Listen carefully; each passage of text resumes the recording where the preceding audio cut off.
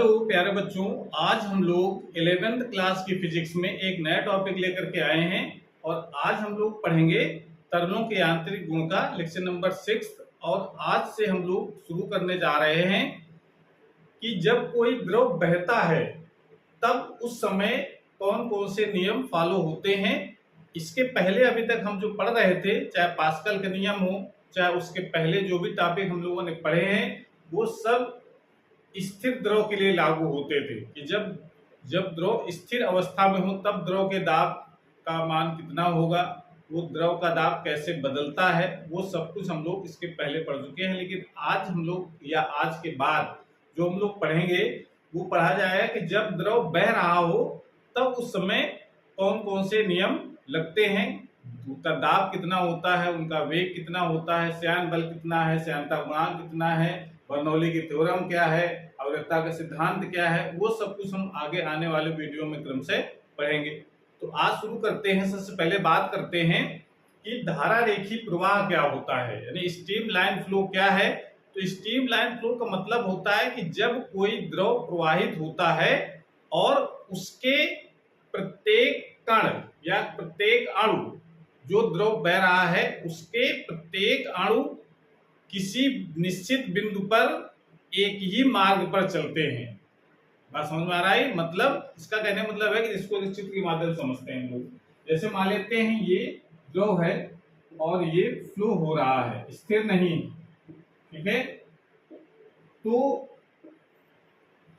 अगर कोई बिंदु यहाँ पर एक कल्पना करें कि ये बिंदु है, इस बिंदु पर जितने भी इस द्रव के कण होकर के गुजरेंगे, इस बिंदु से जितने भी द्रव के अणु गुजरेंगे उन सब का जो वेग है वो समान होना चाहिए। मान लो बिंदु ए है, यहाँ पर से जितने भी अणु गुजर रहे हैं उन सब का वेग होगा v1।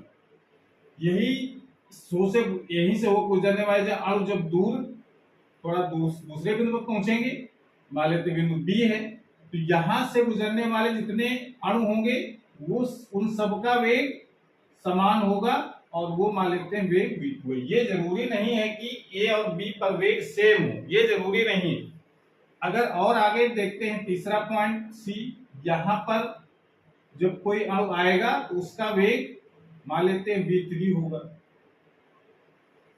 बस समझ आ रहा है? मतलब कहने का ये है कि जब कोई द्रव इस प्रकार प्रवाहित होता है कि द्रव के प्रत्येक कण किसी एक बिंदु से जब गुजरते हैं तो उनका मार्ग और उनका वेग वो समान होता है।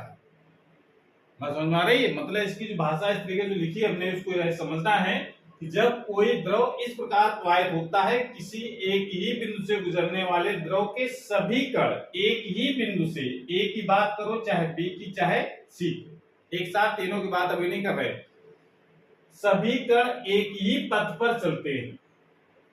यानी यहां से चलने वाला जो अणु है इस बिंदु से, चाहे पीछे वाला आए यहां से तो उसका वेग v1 होगा, और पीछे वाला है तो भी वेग v1 होगा, और पीछे वाला है वो भी v1 होगा। यानी अगर ए से गुजरेगा तो उसका वेग समान होता है। बी जब वही अणु जब बी पर आएगा तो उसका वेग भले चेंज हो जाए, लेकिन जितने भी बी से गुजरेंगे उनका सबका वेग समान होगा। उसी प्रकार से सी से होकर जितने गुजरेंगे उसका वेग समान होगा। ए पर वेग, बी पर वेग, सी पर वेग, ये जरूरी नहीं कि समान हो, ये बदले हो सकते हैं, लेकिन किसी एक बिंदु से गुजरने वाले सभी कणों का वेग समान होता है। ऐसे प्रवाह को हम धारा रेखी प्रवाह कहते हैं। बात क्लियर हो गई?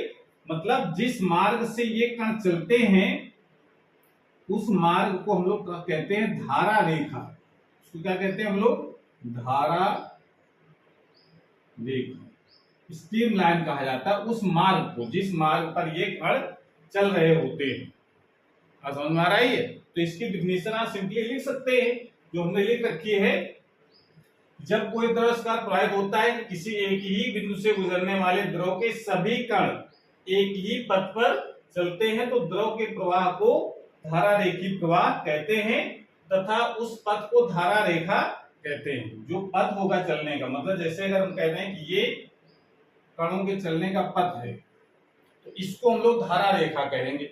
और धारा रेखा की विशेषता ये होती है कि धारा रेखा के किसी बिंदु पर खींची गई स्पर्श रेखा उस बिंदु पर उस अणु के वेग को प्रदर्शित करती है। इस बिंदु पर जो अणु होगा इस द्रव का, उसका वेग कितना होगा, उसकी डायरेक्शन कितनी होगी, वो डायरेक्शन बताएगा उस बिंदु पर खींची गई स्पर्श रेखा की दिशा। यहां पर अगर अणु होगा तो इस जगह उसका वेग की डायरेक्शन कैसी होगी, मतलब कहने का ये है कि धारा रेखा के किसी बिंदु पर खींची गई स्पर्श रेखा उस बिंदु पर उस अणु के वेग की दिशा को प्रदर्शित करती है। तो धारा रेखा क्या है, कण के चलने का मार्ग है, उसको धारा रेखा कहते हैं। और अगर एक ही बिंदु से गुजरने वाले अणुओं का वेग या कणों का वेग अगर समान है तो उस प्रवाह को हम लोग धारा रेखा कहते हैं। ठीक है ना, उसको उस प्रवाह को हम लोग धारा रेखी प्रवाह कहा जाता है। बात क्लियर हुई। एक विशेषता तो यह है कि धारा रेखा किसी बिंदु पर खींची गई स्पर्श रेखा उस बिंदु पर उस कण के वेग की दिशा को प्रदर्शित करेगा। इस बिंदु पर वेग कैसा होगा, इस डायरेक्शन में, इस बिंदु पर वेग कैसा होगा, इस डायरेक्शन में v2 मान लेते, इस दिशा में कैसा होगा, v3 होगा। ये वेग अलग अलग हो सकते हैं लेकिन किसी एक बिंदु से गुजरने वाले सभी कणों का वेग समान होगा। समझ में आ रहा है कि नहीं? एक विशेषता तो ये है। दूसरी विशेषता क्या होती है कि धारा रेखा जो होते हैं वो दो धारा, मतलब कहीं कणों का मार्ग अगर दिखाना है तो वो धारा रेखा किसी दूसरे धारा रेखा कभी नहीं काटते हैं। यानी सिंपली भाषा में कह सकते हैं कि दो धारा रेखा एक दूसरे को कभी नहीं काटते हैं अगर उनका प्रवाह धारा रेखी प्रवाह है तो। अगर ऐसा क्यों नहीं करते, क्योंकि अगर मान लेते हैं एक धारा रेखा ये इस बिंदु पर स्पर्श रेखा खींचेंगे, इस कण पर, इस बिंदु पर जो कण का वेग होगा इस डायरेक्शन में भी होगा और इस कण का जो वेग होगा वो इस डायरेक्शन पर होगा, जबकि ये संभव नहीं है। स्पर्श रेखा दो खींची जा सकती है, एक इस पथ पर यानी इस धारा रेखा पर और एक इस धारा रेखा पर। इसका मतलब उस बिंदु पर दो वेग की डायरेक्शन होंगी और जो कि संभव नहीं है। एक बिंदु पर किसी कण का वेग एक ही दिशा में हो सकता है, दो दिशाओं में नहीं हो सकता है। दूसरी विशेषता धारा रेखा की क्या है कि धारा रेखा, दो धारा रेखा एक दूसरे को कभी नहीं काटती हैं। बात समझ में आ रही है? तो ये आपको परिभाषा को ध्यान रखना, समझ करके तैयार करना है कि धारा रेखा का मतलब क्या है। धारा रेखा का मतलब है कि द्रव का प्रवाह अगर ऐसे हो रहा है कि किसी एक बिंदु से गुजरने वाले सभी कण एक ही पथ पर चलते हैं और उस बिंदु से गुजरने वाले सभी कणों का वेग समान होता है, तो ऐसे प्रवाह को हम धारा रेखी प्रवाह कहते हैं। और जिस मार्ग पर कण चलते हैं उस मार्ग को हम लोग कहते हैं धारा रेखा। और धारा रेखा की विशेषता क्या होती है, दो विशेषताओं को ध्यान रखनी है कि धारा रेखा के किसी बिंदु पर खींचे गए स्पर्श रेखा उस बिंदु पर उस कण के वेग की दिशा को प्रदर्शित करेगी, पहली बात। दूसरी बात कि दो धारा रेखा एक दूसरे को कभी नहीं काटती हैं। क्यों नहीं काटती हैं? क्योंकि अगर काटेंगी तो उस कटान बिंदु पर दो स्पर्श रेखाएं खींची जा सकती हैं जो उस बिंदु पर कण के दो वेग की डायरेक्शन को प्रदर्शित करेंगी, जो कि संभव नहीं है। किसी एक बिंदु पर किसी कण का वेग एक ही दिशा में हो सकता है। ठीक है, इस प्रकार से ये धारा रेखी प्रवाह हो गया। तो क्या सभी प्रवाह धारा रेखी होते हैं? ऐसा नहीं है। आपने देखा होगा जब नदियां बहुत तेजी से बहती हैं तो सब कण एक ही मार्ग में चलते हैं। कणों को कभी ध्यान से देखो, जब प्रवाह बहुत तेज होता है तो कण का मार्ग, सभी कणों का मार्ग, एक ही बिंदु से गुजरने वाले सभी कणों का मार्ग अलग अलग हो जाता है। यानी वो कोई कण चक्करदार घूमता है, कोई कण सीधा चला जाता है, कोई इधर मुड़ जाता है, कोई उधर मुड़ जाता है। तो ऐसे प्रवाह को हम लोग धारा रेखी प्रवाह नहीं कहते हैं, उसको प्रवाह कहा जाता है प्रक्षुब्ध प्रवाह कहते हैं। तो प्रक्षुब्ध प्रवाह का क्या मतलब है? प्रक्षुब्ध प्रवाह को इसको समझने के लिए जरा इसमें हम लोग थोड़ा सा चेंजमेंट कर दें। उसकी जब हेडिंग लगाएं, पहले इसको नोट कर लीजिए पहले, उसके बाद फिर इसमें आप हेडिंग लगाएंगे प्रक्षुब्ध प्रवाह। और इसी थोड़ा चेंज करके इसकी भाषा को हम लोग कन्वर्ट कर सकते हैं प्रक्षुब्ध प्रवाह की परिभाषा में। हेडिंग लगाएंगे प्रक्षुब्ध प्रवाह।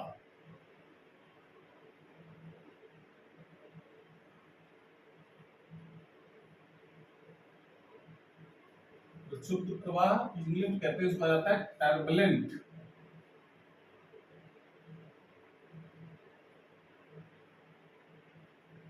Turbulent flow. टर्बुलेंट फ्लो कहा जाता है। तो इसका परिभाषा आप लोग क्या लिखेंगे? अगर एक ही मार्ग पर चलेंगे किसी एक बिंदु से गुजरने वाले सभी कण तो उसको धारा रेखीय प्रवाह।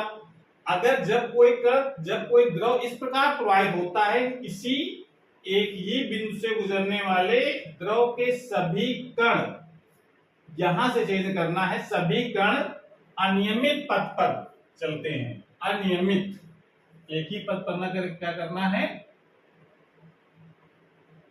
कण अनियमित पथ पर चलते हैं तो द्रव के प्रवाह को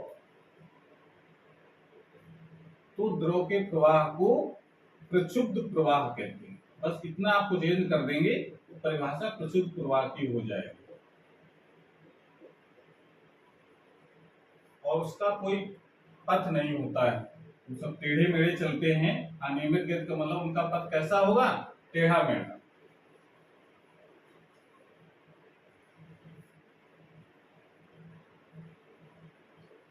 ये डिफिनेशन आप लिख सकते हैं प्रक्षुब्ध प्रवाह की। जब कोई द्रव इस प्रकार प्रवाहित होता है कि किसी एक बिंदु से गुजरने वाले द्रव के सभी कण अनियमित पथ पर चलते हैं, एक ही पथ पर न चले, इधर उधर चलने लगे, चक्करदार चलने लगे, इधर चले जाए उधर चले जाए। मतलब कहने का ये है कि जैसे जब कोई द्रव ऐसे बह रहा हो,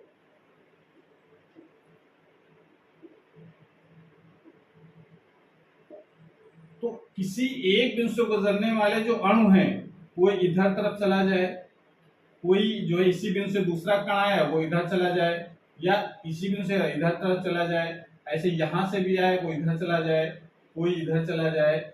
ऐसे करके जब एक ही इधर तरफ कोई कण चला जाए, ऐसे जब कोई कण होता है, तब जब ऐसा कोई मार्ग जब दिखाई पड़ता है कि जब इधर उधर जब गति करते हैं एक ही बिंदु से गुजरने वाले, मतलब ए बिंदु है बी बिंदु है, इस बिंदु से गुजरने वाला एक इधर चला गया, दूसरा आया वो इधर चला गया, तीसरा आया उधर चला गया, ऐसे अनियमित, कोई इनकी निश्चित डायरेक्शन ना हो, मतलब कोई इधर जा रहा हो, कोई इधर जा रहा हो, कोई इधर तरफ जा रहा हो, ऐसी जो गति होती है जब अणुओं की, किसी भी कण का मार्ग निश्चित ना हो, तब इसे कहा जाता है टर्बुलेंट फ्लो कहते हैं, अनियमित पथ हो उसका। ठीक है ना? और ये ऐसा नहीं है कि ये हमेशा होता है टर्बुलेंट फ्लो। जब किसी द्रव का जो वेग है कम होता है तो उसका प्रवाह धारा रेखीय होता है, और जब उसी का वेग अगर बढ़ाते चले जाएं तो उसी का प्रवाह फिर जो धारा रेखीय प्रवाह था वो इसमें कन्वर्ट हो जाता है प्रक्षुब्ध प्रवाह में। बात समझ आ रहा है? यानी जैसे एग्जांपल ले सकते हैं, जैसे तेज बहती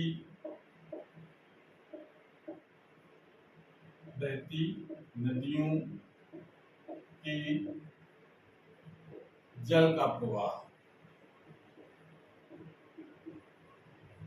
तेज बहती नदियों के जल का प्रवाह ये टर्बुलेंट फ्लो में आता है। ठीक है ना? ये नदियां अगर धीरे धीरे बह रही हो तो देखा अगर धीरे धीरे पानी बहता है तो सब कण एक ही मार्ग में चलते हैं, लेकिन अगर फ्लो बहुत ज्यादा हो तो फिर उसका प्रवाह प्रक्षुब्ध प्रवाह हो जाता है। दूसरा एग्जांपल लिख सकते हैं, ये पहला एग्जांपल, दूसरा आप लिख सकते हैं जैसे महासागर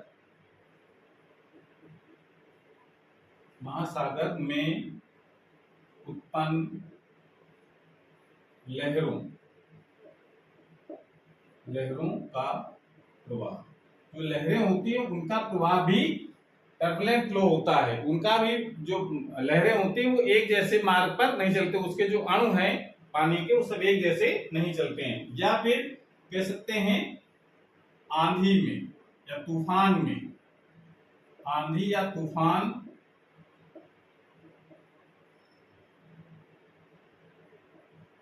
में हवा का प्रवाह, जब तेज हवा चलती है यानी तूफान जब आता है तो जो हवा का जो प्रवाह होता है यानी वायु का जो प्रवाह होता है वो भी प्रक्षुब्ध प्रवाह की श्रेणी में आता है। ठीक है ना? इस प्रकार से हम ये कह सकते हैं प्रक्षुब्ध प्रवाह का मतलब क्या है कि जब कोई कण अनियमित पथ पर चले, कण चाहे वायु के हों, तरल की बात कर रहे हैं हम लोग, तरल वायु भी होता है और द्रव भी होता है, तो द्रव के अणु हो चाहे वायु के अणु, उनका अगर प्रवाह एक निश्चित पथ पर हो रहा है तो उसको धारा रेखीय प्रवाह, उन्हीं का प्रवाह अगर अनिश्चित पथ पर हो रहा है तो उनको हम लोग प्रशुद्ध प्रवाह कहते हैं। बात समझ में आ रही है? तो अब एक चीज जरा समझना है, अभी हमने बात किया था कि जब कोई प्रवाह धारा रेखीय हो रहा है, माना हमने कि प्रवाह उसका धारा रेखीय, सब कण एक ही जैसे मार्ग पर चल रहे हैं, लेकिन उसका वेग अगर बढ़ना शुरू हो गया या बढ़ाना शुरू कर दिया हमने, उस प्रवाह का वेग बढ़ाना शुरू कर दें तो एक समय ऐसा आता है कि वही जो प्रवाह है वो प्रशुद्ध प्रवाह में कन्वर्ट हो जाता है। यानी कह सकते हैं कि प्रशुद्ध प्रवाह का जो मान, प्रशुद्ध प्रवाह वो द्रव के वेग पर निर्भर करता है। प्रशुद्ध प्रवाह का वेग, प्रशुद्ध प्रवाह हो चाहे धारा रेखीय प्रवाह हो, उसका जो मान है वो द्रव के वेग पर निर्भर करता है। तो द्रव का वेग अगर कम है तो वही प्रवाह धारा रेखीय होगा। द्रव का मान अगर बढ़ाते चले जाए, द्रव के वेग का मान बढ़ाते चले जाए तो एक समय ऐसा आता है उसका जो प्रवाह है वो प्रशुद्ध प्रवाह हो जाता है। तो अगर वेग का मान बढ़ाएं तो बढ़ाते बढ़ाते समय एक ऐसा आएगा कि उससे और ज्यादा बढ़ा देंगे तो प्रवाह क्या हो जाएगा? प्रशुद्ध प्रवाह हो जाएगा। तो जहां तक उसका वेग धारा रेखीय रहता है तो वो अधिकतम वेग वो कहलाता है द्रव का क्रांतिक वेग कहते हैं, यानी क्रिटिकल वेलोसिटी कहा जाता है। तो क्रिटिकल वेलोसिटी का क्या मतलब है इसको जरा समझते हैं। अगली रीडिंग लगाएंगे द्रव का क्रांतिक वेग।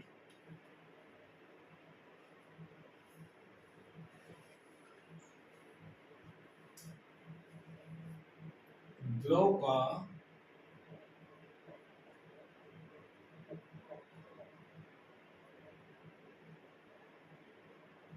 क्रांतिक critical velocity, critical velocity of liquid. द्रव का क्रांतिक वेग का मतलब क्या है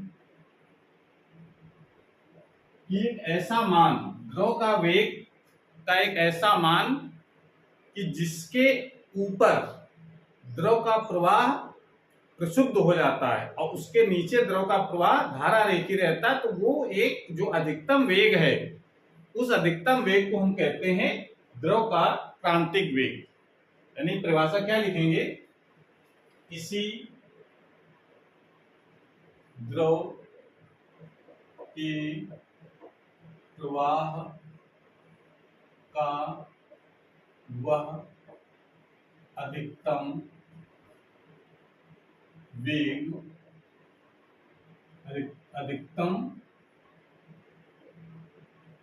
वेग जहां तक द्रव का प्रवाह धारा रेखीय होता है उस वेग का क्रांतिक वेग, उस द्रव का क्रांतिक वेग, सिंपल हम लोग यूज करते हैं VC सफिक्स में, क्रिटिकल वेलोसिटी कहते हैं। ये डिफिनेशन आप लिख सकते हैं। मतलब कहने का आगे जैसे मान लो किसी द्रव का क्रांतिक वेग 10 मीटर प्रति सेकंड है, तो इसका मतलब है कि 10 मीटर प्रति सेकंड तक उसका प्रवाह धारा रेखीय रहेगा और 10 से जैसे ऊपर जाएगा उसका प्रवाह प्रशुद्ध प्रवाह हो जाएगा। तो ये जो अधिकतम वेग है उससे कम तो जो वेग होगा उसमें तो धारा रेखीय रहेगा ही, वो मैक्सिमम वेग होता है। उसके बाद अगर वेग अगर बढ़ाएंगे तो उसका प्रवाह प्रशुद्ध प्रवाह हो जाएगा। तो ऐसे अधिकतम वेग को कहा जाता है क्रांतिक वेग। तो डिफिनेशन आप ऐसे लिखेंगे कि किसी द्रव के प्रवाह का वह अधिकतम वेग जहां तक द्रव का प्रवाह धारा रेखीय होता है उस द्रव का क्रांतिक वेग कहलाता है।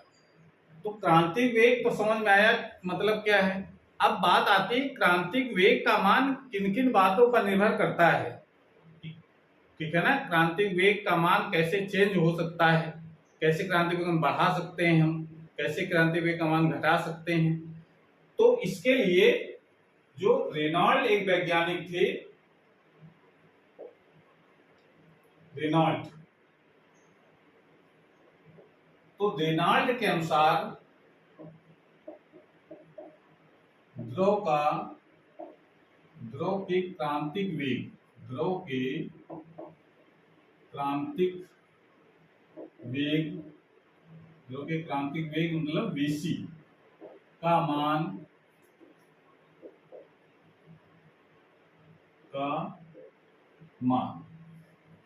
तीन बातों पर निर्भर करता है।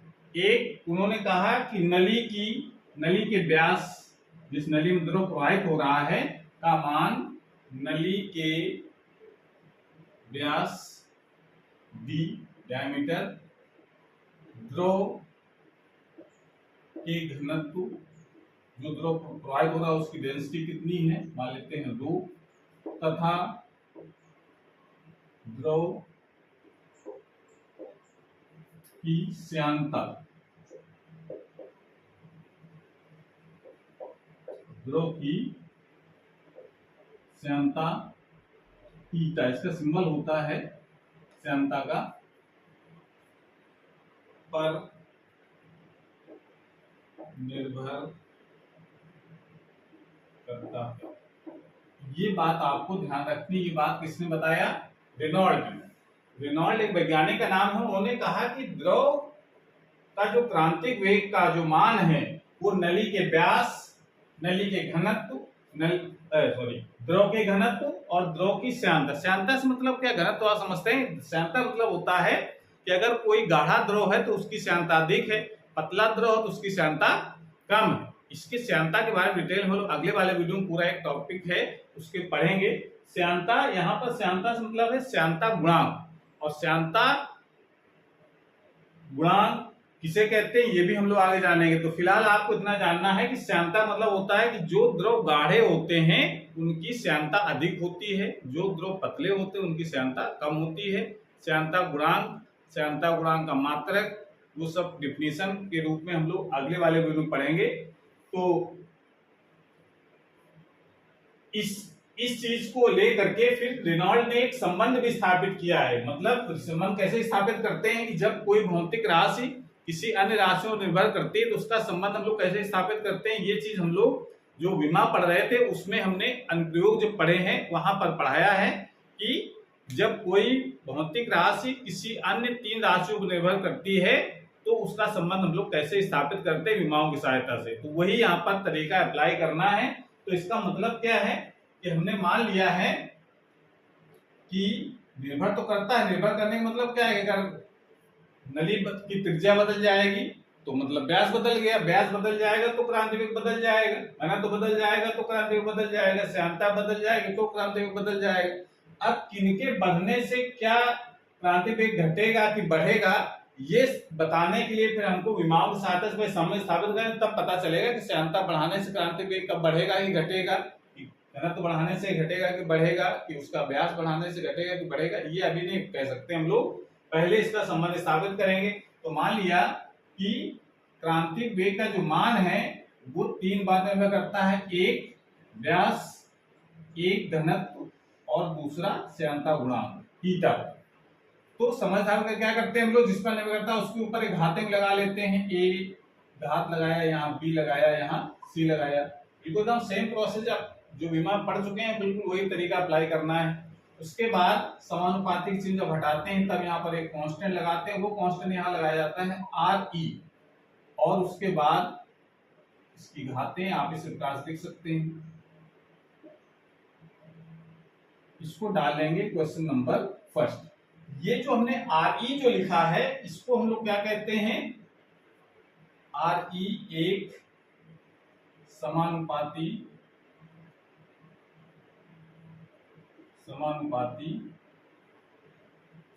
विमाहीन, जैसे कोई विमा भी नहीं होती है, विमाहीन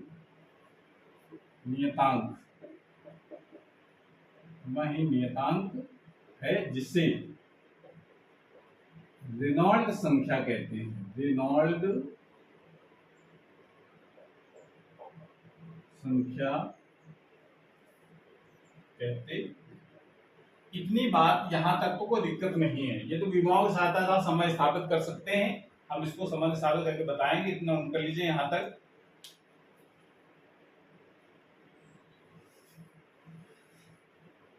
इसको हम इस चीज को पहले जो पहला समीकरण उसको ऊपर लिख के ले रहे हैं, B C is equal to R E D की पावर ए रो की पावर बी और थीटा की पावर सी। इसको इक्वेशन नंबर फर्स्ट में डालना है। अब हम लोग क्या करते हैं, दोनों ओर की विमाएं लिखेंगे। दोनों ओर की विमाएं लिखने। तो वेग है तो वेग में क्या होगी, L T minus one. R E तो पहले सब लिख रखा है, विमा है नियतांक है। डी डायमीटर है, इसकी मां क्या होगी, एल की पावर ए और घनत्व की एम एल माइनस थ्री और घात पहले से बी लगी है ईटा। ये श्यानता गुणांक हो, इसकी मां आपको याद रखनी है बी। श्यानता गुणांक की मां होती है M L minus one T minus one और घात सी। आगे जरा घात में इकट्ठा करके लिख लो। यहाँ इसको हम लोग क्या लिख सकते हैं, m की घात 0, l की घात 1, t की घात -1 ऐसा लिख सकते हैं इसको। यहाँ पर यहाँ इकट्ठा जरा m की घात b और यहाँ m की घात c गुणा करेंगे तो हो जाएगा l की घात a, l की घात -3b और l की घात -c यहाँ से आ जाएगा। और t की घात है -c। इस प्रकार से इसको लिख सकते हैं, m की घात b, m की घात c, ये दोनों b प्लस c हो गया। l की घात a, l की घात -3b, ल की घात -c यहाँ से आ जाएगा और t की घात -4। अब क्या करते हैं हम लोग, दोनों ओर की घातों की तुलना करने पर तुलना करेंगे तो कितना, m की घात कितनी है b plus C equal to यहाँ कितनी m की घात 0, इसको डालेंगे क्वेश्चन नंबर सेकंड। और दूसरी जगह l की घात देखो a minus 3b minus C equal to यहाँ पर l की घात कितनी है 1, इसको डालेंगे क्वेश्चन नंबर थर्ड। और t की घात है -c, ये इक्वल टू हो जाएगा -1, इक्वेशन डालेंगे। इस प्रकार तीन इक्वेशन ये बना ली हमने। इन तीनों को सॉल्व करके जरा एबीसी का मान निकालना है। तो यहाँ से सी का मान कितना निकलेगा 1, एक सी का मान आ गया। सी का मान समीकरण नंबर 2 में रखोगे तो बी का मान कितना हो जाएगा -1, बी का मान भी आ गया। बी और सी के मान जब यहाँ रखोगे तीसरे नंबर में तो a की वैल्यू कितनी आएगी, a -3 इंटू बी का मान है -1 और -c का मान है 1 इक्वल टू 1। ये तो आएगा। ये जरा इसको सॉल्व करेंगे तो a इक्वल टू हो जाएगा प्लस के 3 हो गए, उधर जाएंगे तो प्लस के 3 और एक और कम हो गया, प्लस के 2 बचेंगे, 2 को धले जाएंगे तो माइनस का 1 आ जाएगा। तो a की वैल्यू हो जाएगी -1। बस समझ आ गया। 4 यहाँ से ये प्लस का 3 हो गया, 3 में से -1 जाएगा तो -1 जाएगा तो प्लस के 2 बचेंगे, उधर ले जाएंगे तो -2, 1 -2 -1 इतना बच गया। एबीसी का मान अब समीकरण नंबर 1 में रख देंगे। कहाँ रखेंगे, 1 नंबर एबीसी के मान समीकरण 1 में रखेंगे तो कितना आ जाएगा, एक समीकरण कितना है B C equal to R E D की पावर ए की वैल्यू कितनी है -1 इंटू 2 बी की वैल्यू है, बी है हमारे पास -1 और ईटा इंटू ईटा की घात है सी और सी की वैल्यू है 1। इसको सॉल्व करके जरा माइनस वाली घातों को नीचे ले जाओ are E eta upon D और ये लिख सकते हैं। ये क्रांति वेग का फार्मूला आ गया, are E eta upon D रू, डी डायमीटर, रू घनत्व, ईटा है श्यानता गुणांक। तो ये फार्मूला आपको ध्यान रखना और इस फार्मूले की सहायता से ये हम बता सकते हैं कि जो क्रांतिक वेग है वो किस प्रकार निर्भर करता है। तो सबसे पहले बात तो यहाँ पर देखो रेनॉल्ड ने क्या बताई है। रेनॉल्ड के अनुसार अगर आर ई का मान अगर 2000, एक नंबर है, आर ई क्या है, एक रेनॉल्ड संख्या है। अगर रेनॉल्ड ने बताया है कि अगर आर ई का मान 2000 से कम है, आर ई का मान 2000 से कम है, तो जो द्रव का जो प्रवाह होगा, द्रव का प्रवाह धारा रेखीय होता है, धारा रेखीय होता। और अगर आर ई का मान 2000 से ज्यादा है तो जो द्रव का प्रवाह है, द्रव का प्रवाह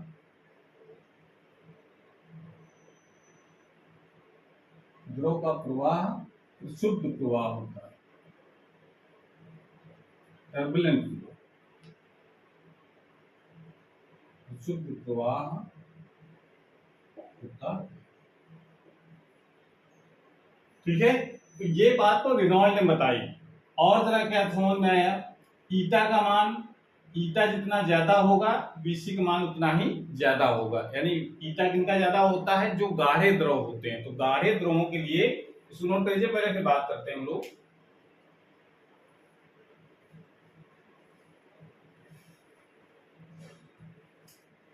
क्या संबंध आया, BC equal to R E eta upon root, ये फार्मूला आ गया। इसकी मदद से आर ई का मान तो निश्चित कर दिया रेनॉल्ड ने कि आर ई का मान अगर 2000 से कम है तो उसका प्रवाह धारा रेखीय होगा, 2000 से ज्यादा है तो उसका प्रवाह प्रशुद्ध हो जाएगा। दूसरा, बीसी का जो मान है वो ईटा के डायरेक्टली प्रोपोर्शनल है। यानी कह सकते हैं कि जो गाढ़े द्रव होंगे उन्हीं का श्यानता गुणांक अधिक होगा, उनका क्रांतिक वेग भी अधिक होगा। क्रांतिक वेग अधिक होने से मतलब है कि गाढ़े जो द्रव होते हैं वो अधिक वेग तक उनका प्रवाह धारा रेखी होता है। मतलब यहाँ पर एक क्रांतिक वेग अधिक है, तो इसका मतलब है अर्थात गाढ़े द्रव का प्रवाह, गाढ़े द्रवों का प्रवाह अधिक वेग तक धारा रेखीय होता है। मतलब भाई अगर गाढ़े द्रव होंगे तो क्रांति वेग अधिक होगा। मतलब अगर पतला द्रव तो क्रांति वेग 10 मीटर पर सेकंड है, गाढ़ा द्रव हुआ तो हो सकता है 50 मीटर पर सेकंड हो। गाढ़ा होगा तो क्रांति वेग क्या होगा, ज्यादा। जब गाढ़ा इसका मतलब 50 मीटर पर सेकंड के वेग तक उसका प्रवाह धारा रेखीय, उससे ज्यादा होगा तो प्रशुद्ध प्रवाह होगा। ठीक है, ये बात समझ में। गाढ़े द्रवों का जो प्रवाह है अधिक वेग तक धारा रेखीय होता है, ये क्लियर हुआ। दूसरी बात यहाँ पर कह सकते हैं कि जो Vc का जो मान है वो डायमीटर के इनवर्सली प्रोपोर्शनल है। डायमीटर जिनका कम होगा उनका क्रांति वेग अधिक होगा। इसका मतलब है कि जो पतली जो नलियां होती हैं, डायमीटर का मतलब जो पतली नलियां होंगी तो उसमें बहने वाला जो द्रव है उनका प्रवाह धारा रेखी होता है। और समझ में आ रहा है कि नहीं, मतलब उनका वेग चूंकि डायमीटर कम होगा तो क्रांति वेग अधिक होगा। तो क्रांति वेग अधिक होगा, इसका मतलब अगर पतली नली है तो वेग अधिक होने पर भी उसका प्रवाह क्या रहेगा, धारा रेखी। तो अर्थात कह सकते हैं, अर्थात पतली नलियों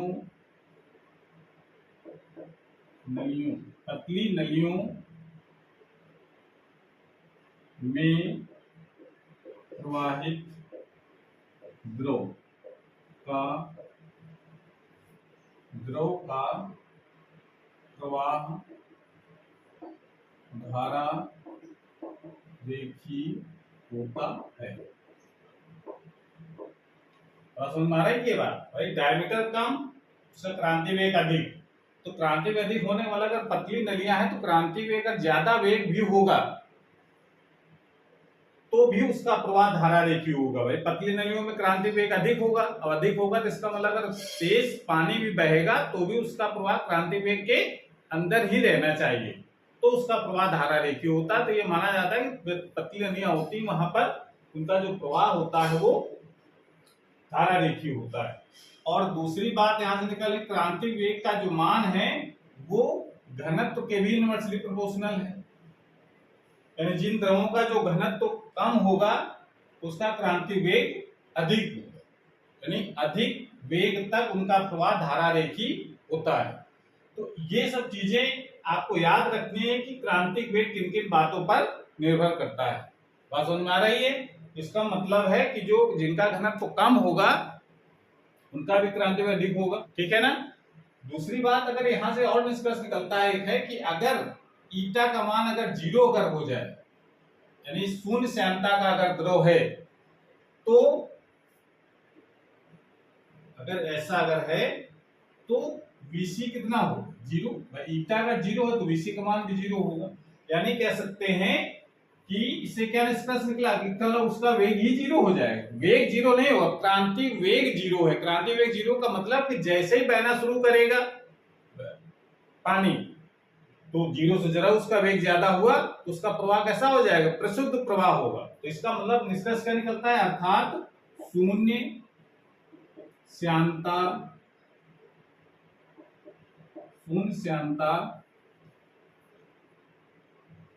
के द्रव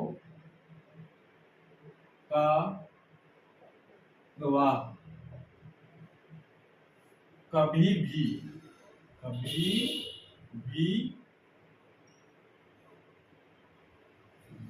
धारा रेखी नहीं होता है। हमेशा कैसा होता है? विशुद्ध प्रवाह होगा। अगर शून्य श्यानता का अगर द्रव है, शून्य श्यानता के द्रव का प्रवाह कभी भी धारा रेखी नहीं होता है। इससे निष्कर्ष निकलता है ये हमेशा कैसा रहेगा? विशुद्ध प्रवाह। तो इतनी सब चीजें आपको क्रांति वेग में जानना है और ये फार्मूला भी आपको याद रखना है, तभी आप इतनी बातें सब निष्कर्ष निकाल पाएंगे, ठीक है ना। तो आज की क्लास हम यहीं पर समाप्त करते हैं। अगली क्लास में हम लोग नए टॉपिक के साथ आएंगे। तब तक पढ़ाई करते रहिए। Best of luck.